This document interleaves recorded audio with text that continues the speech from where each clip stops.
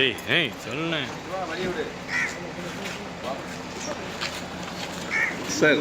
நேற்று எடப்பாடி எக்காரணத்தை கொண்டு அவரை சேர்க்க முடியாது, பொதுக்குழு உறுப்பினர்கள் 2500 பேர் சேர்ந்து அவங்கள நீக்கிருப்போம் அப்படின்னு சொல்றாரு சார்.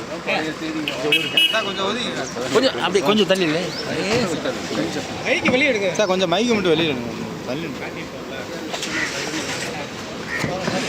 சார். மைக்கு கொஞ்சம் வெளியே வைங்க. கொஞ்சம் தேசம் பொதுக்குழு உறுப்பினர்கள் 2500 பேர் சேர்ந்து அவங்கள நீக்கிருப்போம் அப்படின்னு சொல்றாரு சார்.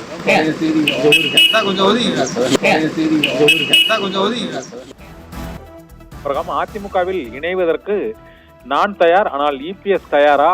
டிடிவி தினகரன் அவரது நண்பரிடம் பேசி அதிமுகவில் இணைப்பதற்கு பரிந்துரை செய்ய வேண்டும் என்று நேற்று ஓ பன்னீர்செல்வம் தேனியில் அளித்த பேட்டிக்கு உடனடியாக பதிலளித்த எடப்பாடி பழனிசாமி, 2500க்கும் மேற்பட்ட பொதுக்குழு உறுப்பினர்களால் நீக்கப்பட்டவர் ஓபிஎஸ், அவரை மீண்டும் சேர்ப்பதற்கு வாய்ப்பே இல்லை என்று திட்டவட்டமாக மறுப்பு தெரிவித்து விட்டார்.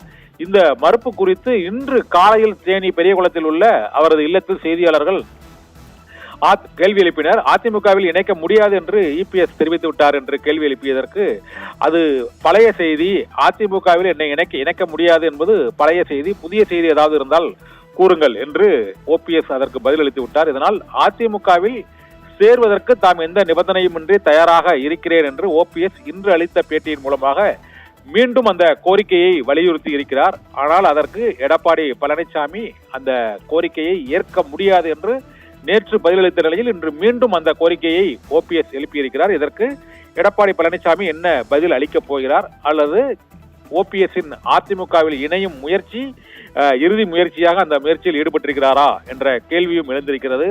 மேலும் தனிக்கட்சி தொடங்கப் போவதில்லை, வேறு தேர்தலில் போட்டியிடப் போவது குறித்தும் இன்னும் முடிவு செய்யவில்லை என்றும் நேற்று கூறியிருந்தார். இதனால் இந்த முறை ஓபிஎஸ் தேர்தலில் போட்டியிடுவாரா, அல்லது போட்டியிலிருந்து விலகுவாரா, அல்லது சட்ட போராட்டத்தை மட்டும் தொடருவாரா என்ற கேள்வியும் சர்ச்சையும் மீண்டும் எழுந்திருக்கிறது. ஆபிரகாம்.